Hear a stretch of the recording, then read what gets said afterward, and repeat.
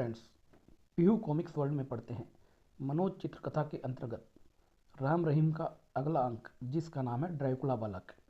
हमने राम रहीम के प्रथम अंक में पढ़ा था जिसका नाम था भूत महल के उसके अंदर किस तरह से एक वहसी इंसान एक बच्चे को उठाकर उसको इंजेक्शन के द्वारा एक शैतान ड्रैकुला बालक बना देता है और पूरे शहर में छोटे बच्चों का अपहरण करके उनका खून पीता है और पूरे शहर में आतंक मचा देता है। किसी तरह से राम रहीम उस ड्रैकुला बालक का पीछा करते हुए उस भूत महल तक पहुंचते हैं, लेकिन वहां से उनको वापस खाली हाथ जाना पड़ता है और फिर किसी साजिश के तहत वो ड्रैकुला बालक राम रहीम के घर तक पहुंच जाता है। अब पढ़ते हैं आगे का भाग। ड्रैकुला बालक उफ, रहीम का जीवन खतरे में है। ड्रैकुला बालक ने पलंग पर बेखबर सोए पड़े रहीम की गर्दन की ओर अपने भयानक पंजे बढ़ाए। तभी राम ने उस पर छलांग लगा दी। हाय! उठा पटक की आवाज़ ने रहीम की आंखें खोल दी थी। उफ, इस बार तुम नहीं बचोगे शैतान। अरे बाप रे बाप, ये ड्रैकुला बालक यहाँ पर। सहसा रहीम फुर्ती से उठकर स्विच बोर्ड की ओर बढ़ा। आज तुम दोनों की मौत निश्चित है, ड्रैकुला बालक चिल्लाया। जल्दी से रोशनी करो वरना राम का बचना असंभव होगा। और रहीम ने जैसे ही बिजली का बटन दबाया, आगे बच्चों के होश ठिकाने। हे ईश्वर, जान बची। दूसरे ही पल ड्रैकुला बालक प्रकाश से भयभीत हो खिड़की की ओर भागा। राम, उसे पकड़ो, बचकर भागने ना पाए। राम उसके पीछे लपका, लेकिन चीखने चिल्लाने की आवाज़ें सुनकर राम के माता पिता दौड़े हुए वहां पहुंचे। दरवाज़ा खोलो राम बेटे, दरवाज़ा खोलो रहीम, दरवाज़ा खोलो बच्चों। राम, तुम ठीक तो हो ना? हाँ, तुम दरवाज़ा खोलो, शायद मम्मी डैडी हैं। रहीम ने दरवाज़ा खोला। क्या हुआ बेटा? उफ, यह राम को क्या हुआ है? यह चीख कैसी थी? डैडी, केवल मैं इतना जानता हूँ कि अचानक ही हमारे कमरे की खिड़की खुली और एक भयानक आकृति का बौना अंदर आया। फिर राम ने सारी घटना विस्तारपूर्वक बता दी। उफ, वह अवश्य ही ड्रैकुला बालक होगा। हमारे बच्चों की जान खतरे में, हमें पुलिस को फ़ोन करना चाहिए।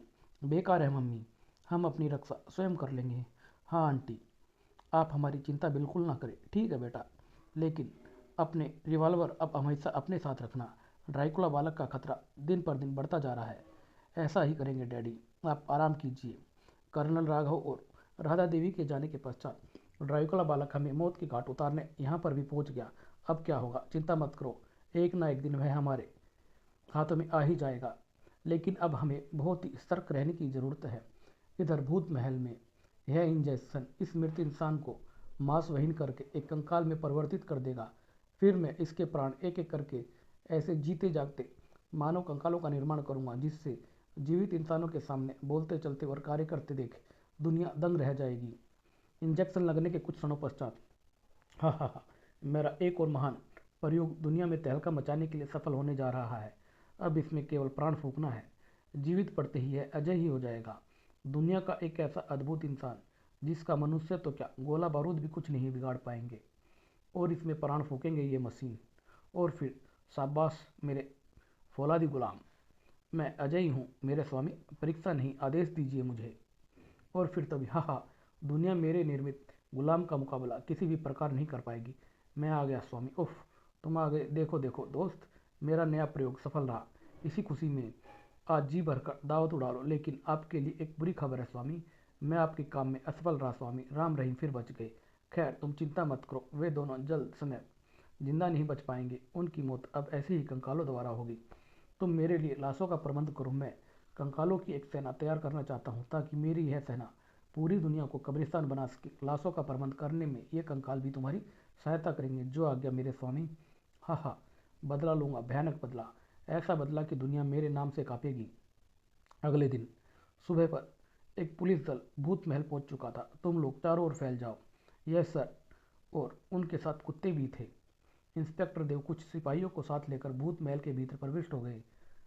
हाँ चलो देखते हैं। सर, कुत्ते ऊपर की ओर इशारा कर रहे। अवश्य ही कोई खास बात है। सावधान, शायद कोई खतरा है। चिंता ना करें सर, हम हर खतरे से निपटने के लिए तैयार हैं। यहाँ तो कोई भी नहीं है सर, लेकिन कुत्ते भौंक रहे हैं। बात अवश्य ही कुछ है। तभी इंस्पेक्टर देव की दृष्टि छत की ओर उठी। उफ, वो देखो, एक बच्चे की लाश लटकी हुई थी सर। यह तो किसी मासूम बच्चे की नूची खुची लाश है। हाँ, ना जाने किस अभागी का लाल होगा ये। सर, कहीं यह बच्चा इंस्पेक्टर शंकर का तो नहीं जिसका कल रात ड्रैकुला बालक ने अपहरण किया था? कहाँ नहीं जा सकता है राम सिंह, तुम तुरंत बाहर जाकर फ़ोन पर फोटोग्राफर की को सूचित करो, साथ ही एम्बुलेंस के लिए भी कहना ना भूलना। ओके सर, मैं अभी जाता हूँ। सूचना पाते ही फोटोग्राफर वहां पहुंच जाते हैं। सर, क्या इस बच्ची की हत्या के पीछे भी ड्रैकुला बालक का हाथ? हाँ, ऐसा ही हो सकता है, लेकिन बिना प्रमाण के हम दावा नहीं कर सकते हैं कि इसकी हत्या भी ड्रैकुला बालक के हाथ हुई है। खैर, जब पोस्टमार्टम अपना काम पूरा कर लेंगे तब तुम लाश उतरवा कर पोस्टमार्टम के लिए भिजवा देना। Okay sir. हवलदार को आवश्यक निर्देश देने के पश्चात इंस्पेक्टर देव आसपास छानबीन करने लगे। अरे, यह सफ़ेद वस्तु क्या है? यह एक सफ़ेद रुमाल था। उफ, आर, यानी इस रुमाल के मालिक का नाम आर से शुरू होता है। कौन हो सकता है? इंस्पेक्टर देव ने यह रुमाल शिकारी कुत्तों को सुंघाया। शायद ये रुमाल के मालिक तक पहुंचने में हमारी मदद कर सकते हैं। रुमाल सूंघने के पश्चात कुत्ते बाहर की तरफ दौड़ पड़े। हवलदार खुशीराम, तुम दोनों तीनों सिपाहियों के साथ मेरे पीछे आओ। Okay sir. फिर जल्दी ही कुत्ते भूत महल के बाहर निकलकर एक दिशा की ओर दौड़ पड़ते हैं। ये तो फोर्थ स्ट्रीट की ओर जा रहे हैं मालूम पड़ता है। कुछ समय पश्चात, सर, यह तो कर्नल राघव की कोठी है। कुत्ते किसी भ्रम में तो नहीं है? मैं भी उलझन में हूँ खुशीराम, लेकिन तहकीकात तो करनी ही होगी। उस समय राम रहीम अपने माता पिता के साथ नाश्ता कर रहे थे। साहब, पुलिस आपसे मिलना चाहती है। पुलिस? ओह, चलो मैं देखता हूँ। Good morning colonel Raghav. Good morning inspector, कहिए मैं आपकी क्या सेवा कर सकता हूँ? कारण जानने के लिए राधा देवी के साथ साथ राम बहीम भी वहाँ पहुँचे। कष्ट के लिए क्षमा चाहता हूँ कर्नल साहब, दरअसल यह रुमाल हमें यहाँ तक खींच लाया है। रुमाल? मैं कुछ समझा नहीं इंस्पेक्टर साहब, क्या बात है स्वामी? राम को देखते ही दोनों कुत्ते उस पर झपटे। यह क्या बदतमीजी है इंस्पेक्टर साहब? राम, बचो। सॉरी कर्नल, मुझे अफसोस है, आपके पुत्र राम को अभी इसी समय हमारे साथ पुलिस स्टेशन चलना होगा। क्या जुर्म किया है मेरे बेटों ने? लेकिन क्यों? राम पर हत्या करने का संदेह है। हत्या? ये कैसे हो सकता है? नहीं, ठहरिए इंस्पेक्टर साहब, क्या आप यह बताने का कष्ट करेंगे कि मैंने किसकी और कहाँ हत्या की है?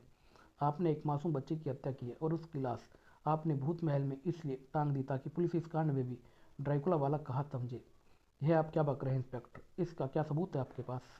सबूत है यह रुमाल, जिसके कोने में आपके पुत्र के नाम का अक्षर लिखा हुआ है आर, जिसे सूंघकर ही कुत्ते यहाँ तक पहुँचे हैं। और आप साक्षी हैं कि इस गूंगे जानवरों ने इस रुमाल के मालिक की पहचान में कोई भूल नहीं किया। लेकिन इंस्पेक्टर, रुमाल के घटनास्थल पर मिलने से यह तो सिद्ध नहीं हो जाता है कि भूत महल में मिलने वाले बच्चे की हत्या मैंने ही की है। सारे सबूत आपके खिलाफ है मिस्टर राम। बेहतर यही होगा कि आप हमारे साथ पुलिस स्टेशन चले। बाकी हत्या आपने की है अथवा नहीं, इसका फैसला अदालत करेगी। यदि ऐसी बात है तो मैं आपके साथ चलने के लिए तैयार हूँ। मैं भी साथ चलता हूँ राम। नहीं नहीं, मेरे बेटे को मत ले जाओ। मेरा बेटा खून नहीं कर सकता है। मम्मी, आप चिंता ना करें, मैं शीघ्र ही प्रमाणित कर दूंगा हत्या मैंने नहीं की है। हाँ राधा, धैर्य से काम लो, कानून को अपना कर्तव्य पूरा करने दो। यदि राम वास्तव में निर्दोष है तो कानून उसके साथ अवश्य ही होगा। जैसे ही वे लोग कोठी से बाहर निकले, हा हा, आखिर फंस ही गए ना भूत महल के चक्कर में। उफ, यह तो वही पागल बूढ़ा है जो हमें भूत महल के गेट पर मिला था। फिर इससे पहले कि राम रहीम उस बूढ़े को रोकने की कोशिश करते, बूढ़ा हंसता हुआ वहां से भाग निकला। कोई नहीं बचेगा, कोई नहीं बचेगा, भूत महल में जाने वाला कोई नहीं बचेगा। कौन था यह? क्या तुम उसे जानते हो? नहीं, कोई पागल लगता है। राम ने जानबूझकर ही असलियत छुपाई। इंस्पेक्टर देव राम रहीम को लेकर पुलिस स्टेशन पहुंचे। बैठो, लेकिन ध्यान रहे, जो कुछ मैं पूछूंगा उसका ठीक ठीक उत्तर मिलना चाहिए। धन्यवाद। कानून की सहायता करके मुझे खुशी होगी। पूछिए आप क्या पूछना चाहते हैं। और मुझे भी। परंतु इससे पहले कि इंस्पेक्टर देव राम रहीम से कुछ पूछताछ करते, एक अधेड़ किंतु रोबेले व्यक्ति ने भीतर प्रवेश किया। गुड इवनिंग इंस्पेक्टर, कौन है आप? और बगैर इजाज़त भीतर कैसे है? अरे चीफ, ओह, ये तो चीफ साहब हैं। आने वाले व्यक्ति ने बाल सीक्रेट सर्विस के चीफ मुखर्जी थे। मुझे प्रभात मुखर्जी कहते हैं इंस्पेक्टर, और यह रहा मेरा आइडेंटिटी कार्ड। शुक्र है चीफ आ गए हैं। परिचय कार्ड देखते ही, ओह आप, सॉरी सर, मैं अपने व्यवहार पर शर्मिंदा हूँ। कहिए, कैसे कष्ट किया आपने? मैं इन दोनों को लेने आया हूँ। मुझे कोई आपत्ति नहीं है सर, आप इन्हें ले जा सकते हैं। गुड, चलो तुम दोनों मेरे साथ आओ, लेकिन ध्यान रहे कोई चालाकी की तो हाथ पैर तुम तुड़वा बैठोगे। मिस्टर मुखर्जी ने इंस्पेक्टर देव पर यह जाहिर नहीं होने दिया कि राम रहीम उन्हीं के विभाग के डबल सीक्रेट एजेंट हैं। पुलिस स्टेशन से बाहर मुखर्जी की कार मौजूद थी। चुपचाप बैठ जाओ, इंस्पेक्टर देव की नज़र हम पर है। मेरी सारी मेहनत पर पानी फेर दिया। काश एक बार उनसे पूछताछ करने का मौका मिल जाता, तरक्की निश्चित हो जाती मेरी। और फिर मिस्टर मुखर्जी राम रहीम को लेकर वहाँ से चल दिए। हाँ, अब बताओ क्या कहानी है? वह तो बताएंगे ही चीफ, लेकिन पहले आप ये बताइए कि हमारे पुलिस स्टेशन में होने के बारे में आपको कैसे जानकारी मिली? इसे मात्र सहयोग ही समझो, मैंने तुम्हारे घर फ़ोन किया था तो मालूम पड़ा कि तुम्हें किसी हत्या के आरोप में पुलिस ले गई है। तुम्हारे इलाके में यही थाना पड़ता है, लिहाजा मुझे वहाँ पहुँचने में कोई कठिनाई नहीं हुई। लेकिन आपने हमारी असलियत क्यों छुपाई? ताकि अपराधी ये सोचकर संतुष्ट हो जाए कि तुम दोनों पुलिस के चक्कर में फंस गए हो। तो ये बात है। फिर राम ने अब तक की सारी कहानी विस्तार पूर्वक सुना डाली और अंत में बोला, लेकिन चीफ, ये मानना पड़ेगा कि यह कमबख्त ड्राइकोला बालक है गजब का फुर्तीला, हर बार बच निकलता है, कल रात भी। इसका मतलब यह हुआ कि वह बालक वास्तव में ड्राइकोला बालक के हाथों ही शिकार हुआ है। बातचीत के दौरान कार सीक्रेट सर्विस के हेडक्वार्टर में प्रविष्ट हुई। उन्हें ध्यान ही नहीं रहा। बिल्कुल चीफ, हमें शक की कोई गुंजाइश नहीं। हम भूत महल गए थे, वहाँ से साफ बचकर निकल आए थे। तभी शायद वह हमें अपने लिए खतरा समझकर कल रात हमें ख़त्म करने आया था। संयोग से हम बच गए, वरना तब तक एक बात स्पष्ट है कि ड्राइकोला बालक भूत महल में ही रहता है और प्रकाश उसके लिए असहनीय है। मेरे विचार में तुम दोनों को बहुत ही सावधान रहने की आवश्यकता है। ड्राइकोला बालक दोबारा भी तुम पर आक्रमण कर सकता है। जी हाँ, आप ठीक समझे। जल्द ही वे इमारत के भीतर एक सुंदर सजे सजाए ऑफिस में थे। आप हमें यहाँ क्यों लाए हैं चीफ? बैठो, अभी मालूम हो जाएगा। चीफ मुखर्जी ने एक तरफ रखी अलमारी खोली। मैं तुम्हें एक विशेष चीज़ देने के लिए यहाँ लाया हूँ। पता नहीं क्या चीज़ देना चाहते हैं। वे तो उसमें से कपड़े निकाल रहे हैं। चीफ मुखर्जी ने अलमारी से दो जोड़ी कपड़े निकाले। ये बुलेट प्रूफ कपड़े हैं। इन्हें पहनने के पश्चात ना तुम पर कोई गोली ही असर करेगी और ना ही ड्राइकुला वाले के कील जैसे नाखून।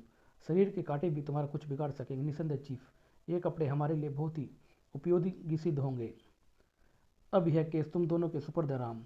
तुम्हें ड्राइकुला बालक के अंत को जल्द से जल्द खत्म करना है, लेकिन यह हत्या का मामला, मेरी निगरानी के बारे में आप उच्चाधिकारियों को क्या जवाब देंगे? उसकी चिंता ना करो, सब कुछ मुझ पर छोड़ दो और निश्चित से अपना काम करो। ओके चीफ, अब हमें इजाज़त दीजिए। इधर लगभग आधी रात को कब्रिस्तान में काले रंग की एक बड़ी सी गाड़ी आकर रुकी। गाड़ी से कुछ भूत प्रेत जैसे सफ़ेद पोश और ड्राइकोला बालक बाहर निकले। भीतर पहुंचो और सभी ताजी गड़ी लाशों को खोद निकालो। जल्दी करो ये सब। सफ़ेद पोश कंकालों ने द्वार खोला। द्वार खोलने की आवाज़ सुन भीतर बैठा चौकीदार चौंक पड़ा। कौन हो सकता है इसमें? शायद फिर से कोई नया मुर्दा। फिर टोर्च संभाल चौकीदार द्वार की ओर बढ़ा और बाहर देखते ही हैरान हो जाता। कौन भूत? सफ़ेद पोशों ने जैसे ही अपने भयानक हाथ चौकीदार की गर्दन की तरफ बढ़ाए, भयभीत चौकीदार ने भागना चाहा। नहीं, बचाओ मुझे। लेकिन ये क्या? सामने ड्राइकोला बालक जो खड़ा था। ड्राइकोला बालक ने अपने भयानक पंजों से उसकी गर्दन दबोच ली और अपने पैने दांत उसकी गर्दन पर टिकाकर उसका खून चूसने लगा था। जब वह चौकीदार का खून चूस चुका था, चलो जल्दी अपना काम पूरा करो, तब तक मैं इसे गाड़ी तक पहुंचाता हूँ। ठीक है ड्राइकुला, जल्दी जल्दी से सारी खबरों को खोद डालो। तभी सफ़ेद पोस्ट ताज़ी खबर खोदने में जुट गए थे। कुछ समय पश्चात सारी ताज़ी लाशें हमने निकाल ली हैं। जल्दी करो, लाशों को पिछले हिस्से में डालो और निकल चलो यहाँ से। स्वामी हमारा इंतजार कर रहे होंगे। ड्राइवर गाड़ी सीधे भूत महल के पिछले हिस्से की ओर ले चला। हम सुरंग के रास्ते भूत महल में प्रविष्ट होंगे। सामने से जाने में खतरा हो सकता है। जो आज्ञा ड्रैकुला। जल्द ही गाड़ी भूत महल के पिछले बाड़े के जंगल में आकर रुक गई थी। भूत महल तक पहुंचने का दूसरा गुप्त द्वार रास्ता। चले आओ। अंतिम व्यक्ति नीचे उतरने के बाद द्वार बंद कर देना। जब वे लोग सुरंग के रास्ते भूत महल के एक अंडरग्राउंड तहखाने में पहुंचे, मुर्दे ले आए। शाबाश, अब इससे मेरी कंकाल सेना में शामिल हो जाएंगे ये सब। उसके बाद हा हा, वो वैज्ञानिक हंसने लगता है। अगले दिन देश के तमाम समाचार पत्र विभिन्न कब्रिस्तानों व सब घरों से रहस्यमय ढंग से लाशों के गायब होने की खबरों से भरे पड़े थे। समझ नहीं आता है यह सब क्या चल रहा है। भला लाशें चुराने से क्या फ़ायदा पहुंच सकता है अपराधियों को? अवश्य ही इसमें भी कोई गहरी साजिश होगी। क्या तुम इन लाशों की चोरी के पीछे ड्राइकुला वाला खास समझ रहे हो? फिलहाल कुछ कहा नहीं जा सकता है। ओह, तभी फ़ोन बजता है। हेलो, मैं राम बोल रहा हूँ। यस सर, मैं चीफ मुखर्जी। तुरंत रहीम के साथ ऑफिस पहुँचो। किसका फ़ोन था राम? चीफ मुखर्जी का। चाय ख़त्म करके फटाफट तैयार हो जाओ, चीफ ने हमें बुलाया है। कुछ देर बाद सीक्रेट सर्विस के ऑफिस में। राम, अब यह केस भयानक रुख पकड़ता जा रहा है। अपराधी शीघ्र से शीघ्र पकड़ा जाना चाहिए, वरना लोगों का विश्वास पुलिस से उठ जाएगा। हम पूरी कोशिश कर रहे हैं चीफ। वैसे अब मैं कुछ और करने की सोच रहा हूँ। वह क्या? ना जाने क्यों चीफ, इस घटना से मुझे ऐसा लग रहा है कि ड्राइकुला बालक के पीछे किसी और ही सुलझे हुए व्यक्ति का दिमाग काम कर रहा है, जो अपराधी प्रवृत्ति का मालूम पड़ता है। यदि ऐसा हुआ तो हमें आने वाली किसी नई मुसीबत का सामना करने के लिए तैयार रहना चाहिए। बिल्कुल, मैं भी यही कहने जा रहा था। लाशों की चोरी अवश्य ही किसी भयानक उद्देश्य के कारण हुई है, वरना लाशों से भला किसी को क्या फ़ायदा पहुंच सकता है। जो भी हो राम, तुम अब जल्द से जल्द इस केस को निपटा दो, चाहे इस सारे कांड के पीछे ड्राइकुला वाला का हाथ हो अथवा किसी और का। आप चिंता न करें चीफ। जिस दिन ड्राइकुला बालक हमें दिखाई देगा वह दिन इस केस का आखिरी दिन होगा। आप हमें इजाज़त दीजिए। लाशों की चोरी को लेकर पुलिस विभाग में हंगामा मचा हुआ था। शहर में इतना हंगामा मचा हुआ है, जनता पुलिस की नाकामी पर कीचड़ उछाल रही है और आप लोग हाथ पर हाथ रखे अभी केवल तमाशा ही देख रहे हैं। मैं पूछता हूँ, अभी तक अपराधी पकड़े क्यों नहीं गए हैं? सर, हमें संदेह है कि लाशों की चोरी के पीछे भी ड्राइकुला बालक का हाथ है। इस बात के प्रमाण हमें कुछ कब्रिस्तान से मिले हैं। ड्राइकुला बालक, चीफ चिल्लाने लगता है। आप लोगों के पास सिर्फ एक ही बहाना रह गया है, लेकिन अब मैं कोई बहाना नहीं सुनना चाहता हूँ। अपराधी जो कोई भी है वह जल्द से जल्द पकड़ा जाना चाहिए। लेकिन सर, वह एक भूत है, उसे पकड़ना इंसान की बस की बात नहीं है। बकवास। भूत प्रेत लाशों की चोरी नहीं कर सकते हैं। यह कोई शैतानी इंसान है जो अपने को भूत प्रेत साबित करने की कोशिश कर रहा है। यह मेरा आदेश है कि वह एक सप्ताह के भीतर पकड़ा जाना चाहिए। Okay sir. शहर के चप्पे चप्पे पर गश्त बढ़ा दो। Yes sir. और उधर भूत महल में डॉक्टर शैतान कंकालों का एक पूरी सेना तैयार कर चुका था। हमारे लिए क्या आदेश है स्वामी? हा हा हा। देखो ड्राइकुला, मेरे कंकालों की सेना तैयार हो गई है। अब मैं पूरी दुनिया में तहलका मचा दूंगा। आज्ञा, हाँ आज्ञा। अब तुम सब मेरी आज्ञा मानोगे। तुम्हें मैं खून पिलाऊंगा, इंसानी खून। हा हा। आप महान है स्वामी, हमें आदेश दीजिए स्वामी। सुनो, तुम लोगों को जीवन देने में मेरी सारी दौलत समाप्त हो गई है। सर्वप्रथम तुम लोग मेरे लिए अपनी शक्ति का प्रयोग करके दौलत एकत्रित करो। और हाँ, तुमसे कुछ राम रहीम और उनके संबंधियों को पकड़ कर लाने के लिए वहाँ जाओ। जो आज्ञा स्वामी। और उसी रात जब राह चलते लोगों की दृष्टि आकाश में उड़ते कंकालों पर पड़ी। ओह, भूत भूत टूट रहे हैं। अरे वो देखो, उड़ते हुए कंकाल एक बैंक के सामने रुके। भागो। गार्डों में भगदड़ मच जाती है। ठहरो, भागो मत। ये भूत भूत कुछ नहीं है, किसी अपराधी का वैज्ञानिक चमत्कार है। शायद ये बैंक लूटना चाहते हैं। पोजीशन लो। ऑफिसरों के आदेश पर सिपाहियों ने हवा में उड़ते कंकालों पर फायरिंग करनी शुरू कर दी। फायर करो। परंतु गोलियां उन कंकालों का कुछ नहीं बिगाड़ पाई। उफ, इन पर तो गोलियों का कोई प्रभाव नहीं पड़ रहा है। सिवाय भयभीत तो होते, सर ये वास्तव में भूत है, भागिए। हम भूतों का मुकाबला नहीं कर सकते, भागो। ठहरो, डरो नहीं। एक बार फिर कोशिश करते हैं। तभी कंकालों ने भागते सिपाहियों पर आक्रमण कर दिया। एक कंकाल पुलिस ऑफिसर की ओर बढ़ा। हे प्रभु, रक्षा करना। और फिर उसने उस ऑफिसर को जकड़ लिया था। और उसके बाद, चलो अब देर मत करो, भीतर घुसो और सारा धन समेट लो। बैंक के भीतर प्रविष्ट हो कंकालों ने बड़े बड़े थैले में तिजोरियों का माल भरना आरंभ कर दिया था। जल्दी करो, लेकिन माल बचना नहीं चाहिए। स्वामी को धन की बहुत जरूरत है। कंकालों का एक दूसरा दल शहर के प्रसिद्ध जोहरी बाजार में पहुंच चुका था। कंकालों ने जोहरी बाजार को लूटना शुरू किया। उफ, अद्भुत स्वामी, इन्हें देखकर प्रसन्न हो जाएंगे। वाह, सोने के गहने। स्वामी प्रसन्न होकर इंसानी खून पिलाएंगे हमें। कुछ कंकाल राम रहीम की कोठी पर पहुंचे थे। तुम दो भीतर जाओ, यानी राम रहीम को पकड़ पाने के सफल ना हो तो किसी तरह उन्हें कोठी से बाहर निकालने पर मजबूर करना, ठीक है? दोनों कंकाल राम रहीम के शयन कक्ष की खिड़की के निकट पहुंचे। दोनों गहरी नींद सो रहे हैं। खिड़की का शीशा तोड़कर भीतर घुसो। खिड़की का शीशा तोड़ उन्हें खिड़की खोली, ध्यान से आहट ना होने पाए। परंतु दूसरे कंकाल से कूदने से हुई मध्यमी आहट से राम की आंखें खुल गई थी। रहीम, सावधान। उफ, या खुदा, ये क्या है? राम ने बिजली की फुर्ती के साथ अपना रिवॉल्वर निकालकर उन दोनों कंकालों पर फायर किया। उफ, यह तो भूत प्रेत मालूम पड़ते हैं, लेकिन कंकालों पर गोलियों का कोई असर ही नहीं पड़ा। इन पर तो गोलियां असर नहीं कर रही हैं। रिवॉल्वर भी खाली हो चुका है। कहीं इनके शरीर पर बुलेट प्रूफ कंकाल जैसी पोशाक तो नहीं है?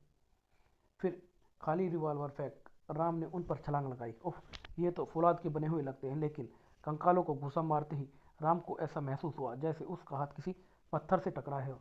तभी दोनों कंकालों ने उन पर आक्रमण कर दिया था। और फिर दोनों कंकाल भयानक अंदाज में राम की ओर बढ़े। तभी खामोश खड़े रहीम को जैसे होश आया। आगे मत बढ़ना वरना गोली मार दूंगा। हा हा। फायर नहीं होगा, गोलियां हमारा कुछ नहीं बिगाड़ सकती हैं। पेट्रोल की बोतल शायद कुछ काम आ जाए। फिर जैसे ही एक कंकाल रहीम की ओर बढ़ा और दूसरा राम की ओर को उठाने झुका, राम को उठाने वाला कंकाल पेट्रोल से सरोबार हो गया था और ठीक किसी समय राम को खतरे से समझा रहीम ने फुर्ती से पलटकर उस पर फायर झोंक दिया। मैं तुम्हें जिंदा नहीं छोड़ूंगा।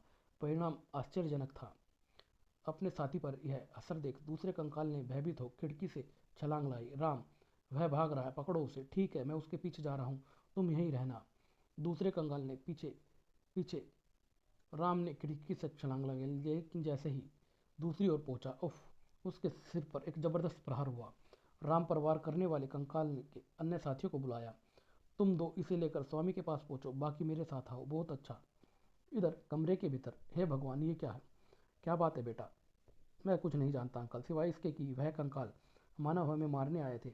राम उसके दूसरे साथी के पीछे गया है। और तभी, खबरदार, अपने स्थान से हिलने की कोशिश मत करना, वरना मारे जाओगे। ओह, ये क्या?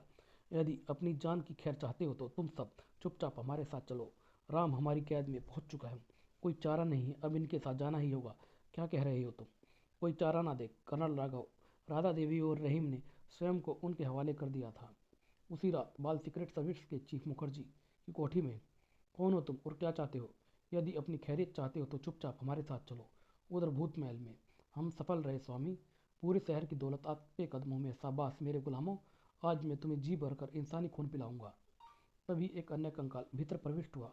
स्वामी की जय हो, हम आपके सारे दुश्मनों को पकड़ लाए हैं। शाबाश, वास्तव में आज की रात हमारे लिए बहुत ही शुभ है। उन्हें बांध दो, मैं भी आता हूँ। जब राम को होश आया, राम तुम ठीक तो हो ना? मैं बिल्कुल ठीक हूँ, आप लोग मेरी चिंता ना कीजिए। और यह बताइए कि हम इस समय कहाँ और किसकी कैद में हैं? विश्वास के साथ तो कुछ नहीं कहा जा सकता राम, क्योंकि कंकाल हमारी आंखों पर पट्टी बांधकर यहाँ पर लाए थे, लेकिन फिर भी अंदाजा है कि हम भूत महल के किसी अंडरग्राउंड तहखाने में हैं। उसी समय डॉक्टर शैतान ड्रैकुला बालक और कुछ कंकालों के साथ हॉल में प्रविष्ट हुआ। महान स्वामी जिंदाबाद। हा, आखिर तुम सब फंसी गए। मेरा तो संदेह ठीक ही निकला। ड्रैकुला बालक के पीछे इसी शैतान इंसान का दिमाग काम कर रहा है, और इसी ने लाशों को गायब करके कंकालों की फौज तैयार की है। अवश्य ही यह कोई खतरनाक एवं पागल वैज्ञानिक लगता है। अब समझा मैं, तुम्हें हमें कैद क्यों किया है। इस दुनिया को तबाह करने की तैयारी कर रहा हूँ, और आधी तैयारी पूरी हो चुकी है मेरी। दुनिया को तबाह करने से तुम्हें क्या मिलेगा? क्या मिलेगा? मेरा प्रतिशोध पूरा हो जाएगा, मेरी आत्मा को शांति मिल जाएगी। मेरा नाम डॉक्टर शंकर है। कभी मैं भोला भाला और नेक दिल सुंदर इंसान था। मेरे छोटे से परिवार में मेरी बीवी और एकमात्र पुत्र था। उस समय मैं एक सरकारी प्रयोगशाला में नौकरी करता था, लेकिन इस दुनिया की मेरी खुशी रास नहीं आई। मेरे कुछ दुश्मनों ने मुझे एक झूठे इल्जाम में 3 साल के लिए जेल भेज दिया। हे ईश्वर, तुम तो जानते हो कि मैं बेकसूर हूँ। जेल से छूटकर जब मैं घर वापस लौटा तो मेरी दुनिया उजड़ चुकी थी। इसी दुनिया में कुछ श्रमकारों ने मेरी पत्नी की इज्जत लूटी, और जिसके कारण उसकी ने आत्महत्या कर ली थी। हे ईश्वर, यह तू मुझे किस गुनाह की सजा दे रहा है? मेरे सीने पर पत्थर रखकर वह दुख भी झेला, लेकिन एक दिन, डॉक्टर साहब, क्या हुआ मेरे बेटे को? इसे कैंसर है, इलाज करने में काफ़ी पैसा लगेगा। मैंने डॉक्टर से लाख हाथ पैर जोड़े, लेकिन उसका दिल नहीं पसीजा। मेरे बेटे को बचा लीजिए डॉक्टर साहब, मैं आपकी पाई पाई चुका दूंगा। केवल बातों से इलाज नहीं होता है शंकर, यदि अपने बेटे की ज़िंदगी चाहते हो तो फीस का इंतजाम करो। और फिर एक दिन, बिना इलाज दवा दारू के मेरे बेटे ने दम तोड़ दिया। मेरे बेटे, मेरे लाल, मुझ गरीब को माफ़ कर दो, मैं तुझे बचा नहीं सका। मेरे बेटे की मौत भी सीने पर पत्थर रखकर झेल ली, और एक नई नौकरी पर लग गया मैं। एक दिन मैं भयानक दुर्घटना का शिकार हो गया। जब मुझे हॉस्पिटल में होश आया तो मैं दुनिया का सबसे बदसूरत इंसान था। नहीं, हे ईश्वर, तुमने मुझे मार ही क्यों नहीं दिया? धैर्य से काम लो मिस्टर शंकर। लेकिन इस दुनिया को मेरी इस दुर्दशा पर भी दया नहीं आई। जब मुझे हॉस्टल से छुट्टी मिली, कोई भयानक डाकू लगता है, मारो इसे, पागल है, मारो इसे। और दुनिया के दिए हुए जख्मों से मेरा दिल पत्थर हो गया। डॉक्टर शंकर एक इंसान से डॉक्टर शैतान बनकर एक हैवान बन गया। मेरे दिल में प्रतिशोध की ज्वाला धधक उठी थी। एक दिन बदला लूंगा, जरूर बदला लूंगा। इस दुनिया को मैं मिटा कर रख दूंगा। एक दिन मैं खून के आंसू बहाता हुआ, भटकता हुआ इस पुराने महल में पहुंच गया, और यहीं रहने लगा। एक दिन महल के भीतर घूमते हुए मुझे यहाँ के अंडरग्राउंड गुप्त तहखाने का पता चला। यह स्थान सुरक्षित है, यदि किसी तरह प्रयोगशाला कायम कर सकूँ तो सपने पूरे हो सकते हैं। और मैंने किसी तरह पैसे जोड़कर एक प्रयोगशाला कायम की। प्रयोगशाला तैयार होने के पश्चात मैंने सर्वप्रथम ड्रैकुला बालक की उत्पत्ति की, और बच्चों का दुश्मन बनकर पूरे शहर में हंगामा मचा दिया। मैं अब उससे गिन गुन कर बदले ले रहा था। मैं तुम्हें भी जिंदा नहीं छोड़ूंगा। ड्रैकुला लाओ, सबसे पहले राम का खून पीकर अपनी भूख शांत करो तुम। आदेश मिलते ही ड्रैकुला बालक अपनी लाल लाल जीभ लपलपाता हुआ राम की तरफ लपका, लेकिन इससे पहले कि ड्राकुला राम की गर्दन में अपने दांत गड़ा देता, द्वार से एक चमत्कार किरण आई और ड्राकुला बालक की छाती में समा गई। आह, ये क्या! अगले ही पल उसका शरीर जल उठा और जल कर राख हो गया। आई स्वामी, मुझे बचाओ! सबकी दृष्टि द्वार की ओर घूम गई थी। उफ, ये तो वही पागल! उफ, यह तो वही रहस्यमय बूढ़ा है। खबरदार, भागने की कोशिश मत करना, वरना मारे जाओगे। कौन हो तुम? पागल बूढ़े ने अपने चेहरे से मेकअप हटाया। तुम्हारा खेल अब खत्म ही हो चुका है शंकर। भलाई इसी में है, तुम स्वयं को कानून के हवाले कर दो। दूसरे ही क्षण जो चेहरा सामने आया उसे देख डॉक्टर शंकर उर्फ डॉक्टर शैतान पूरी तरह से चौंक उठा। ओह गुरुदेव, तुम! खामोश नीच! गुरु का नाम अपने गंदे मुंह से मत लेना। आप कौन है श्रीमान? क्या आप आपका परिचय देंगे हमें? मेरा नाम प्रोफेसर दिवाकर है। मैं सब कुछ त्याग साधु बन चुका हूँ। किसी समय शंकर मेरे पास ही रहता था। उस समय मात्र यह 10-12 साल का एक अनाथ बालक था। मैंने इसे पाल पोस कर बड़ा किया और इसे विज्ञान की उच्च शिक्षा दी। पागल बूढ़े यानी प्रोफेसर दिवाकर ने बताया। लेकिन मुझे नहीं मालूम था कि जिन आविष्कारों के फार्मूले मैंने इस मानव की भलाई के लिए दे रहा हूँ, उनका यह एक दिन थोड़े से दुख बर्दाश्त न कर सकने के कारण मानव के विकास के लिए प्रयोग करेगा। और जिस दिन मुझे ड्राकुला बालक के आतंक के विषय में मालूम हुआ, उसी दिन मुझे विश्वास हो गया था कि इस काम के पीछे इसी का हाथ है। उस दवाई का फार्मूला मैंने ही इसे दिया था। यही नहीं, इन कंकालों की इजाद भी मैंने ही की थी। मैं इसकी तलाश में काफ़ी समय से लगा हुआ था, लेकिन चूंकि मुझे भूत महल के गुप्त तहखाने के बारे में जानकारी नहीं थी, इसलिए बूढ़े पागल के रूप में मैं यहाँ की निगरानी कर रहा था। तुम लोग नहा कि इसके हाथों मारे ना जाओ, इसके लिए मैंने रोकने की भी तुम्हें चेष्टा की थी। जब आप यहाँ पहुँचे, अचानक कैसे पहुँच गए प्रोफेसर ये लोग? जब तुम लोगों को पकड़कर जंगल के रास्ते से यहाँ ला रहे थे, तब मैं इनका पीछा करके यहाँ पहुँच गया था। सब कुछ जानने के पश्चात जब प्रोफेसर दिवाकर खामोश हुए तो डॉक्टर शैतान भयानक हंस उसे। चलो अच्छा ही हुआ प्रोफेसर कि तुम स्वयं यहाँ गए। तुम्हें भी इनके साथ मौत के घाट उतार कर मैं हमेशा हमेशा के लिए अपना राज यहीं दफन कर दूंगा। मेरे जीते जी तुम उनका बाल भी बाका नहीं कर पाओगे। अभी मालूम हो जाएगा। शुरुआत तुम्ही से होगी। गुलाम, नोच डालो इस बूढ़े की बोटी बोटी। जो आ गया स्वामी। कंकाल प्रोफेसर पर लपके। ये मेरा कुछ नहीं बिगाड़ पाएंगे। इनके लिए मेरा लेजर किरणों का रिवॉल्वर ही काफ़ी है। और अगले ही पल, ओह स्वामी बचाओ! अपने कंकालों को आग में जलकर भस्म होते देख डॉक्टर शैतान एकाएक बुरी तरह से भयभीत हो उठा। भागने की कोशिश मत करना शंकर। तुम्हारे भागने के तमाम रास्ते बंद हो चुके हैं। यहाँ आने से पहले मैं पुलिस को फ़ोन करके बताया आया हूँ। यही नहीं, मैं तुम्हारे कंकालों से निपटने का तरीका भी बता चुका हूँ पुलिस वालों को। डॉक्टर शैतान के निशाने पर सधे हुए प्रोफेसर दिवाकर ने राम रहीम, कर्नल राघव, चीफ आदि सभी को आज़ाद कर दिया। राम रहीम तुम्हारा मुजरिम तुम्हारे सामने है, गिरफ्तार कर लो इसे। अभी लीजिए professor uncle. Ram Rahim doctor शैतान की ओर लपके। ओह वहीं ठहर जाओ। यदि आगे बढ़े तो अपनी माँ और अपने अन्य लोगों से तुम हाथ धो बैठोगे। ओह ये क्या! शंकर, राधा बहन को छोड़ दो। तुम यहाँ से बचकर नहीं जाओगे। नहीं, मेरे रास्ते में कोई भी आएगा, वो मेरा कुछ नहीं बिगाड़ सकता है। उफ, मुकाबला करो और ख़त्म कर दो इन्हें। स्वामी, पुलिस ने आक्रमण कर दिया है। जो आ गया। डॉक्टर शैतान का ध्यान कंकाल की ओर आकर्षित देख राम ने गजब की फुर्ती के साथ उस पर छलांग लगाई और प्रोफेसर दिवाकर ने आने वाले कंकालों पर किरणें छोड़ी। अब बचकर तुम कहाँ जाओगे शैतान? इधर भूत महल के बाहर, इधर सहसा ना जाने कहाँ से कई काल प्रकट हुए और डॉक्टर शैतान की सहायता के लिए लपके, लेकिन प्रोफेसर दिवाकर ने उन्हें अपने रिवॉल्वर से निशाना बनाकर खत्म कर दिया था। तभी मार खाते हुए डॉक्टर शैतान ने राम पर घूंसों के जबरदस्त प्रहार किए और फिर तेजी से दीवार पर लपकी तलवार के पास पहुंचा। उफ, वह राम को मारने जा रहा है। रहीम ने लपक कर अपने पैरों के पास पड़ा चाकू उठाया और रहीम का निशाना अचूक था। पुलिस ने भूत महल पर कब्जा कर लिया और इस तरह डॉक्टर शैतान की मौत के साथ ही शहर पर छाया ड्राकुला बालक और कंकालों का आतंक भी समाप्त हो गया था। अब तो आप सारी हकीकत जान ही चुके हैं इंस्पेक्टर साहब, अतः आप अपनी कागजी कार्रवाई पूरी कर लीजिए और हमें विदा कीजिए। मुझे अफसोस है कि मैंने आपको गलत समझा। प्रोफेसर अंकल, आप भी चलिए ना। इस खुशी में हमारे घर आपके लिए हम एक शानदार दावत का इंतजाम करेंगे। नहीं बेटे, मुझ साधु का उस दावत से क्या वास्ता। तुम लोग जाओ और आनंद लो। अगले दिन राम रहीम के कारनामों की खबर अखबार में भूरी भूरी प्रशंसा के साथ छपी और उसी शाम को एक विशेष समारोह में स्वयं गृह मंत्री ने अपने हाथों से राम रहीम को उनकी बहादुरी के लिए विशेष चक्र प्रदान किया। तुम्हारा यह कारनामा भारत की जनता हमेशा याद रखेगी। राम रहीम जिंदाबाद। और इसी के साथ ही यह अंक समाप्त होता है। धन्यवाद दोस्तों।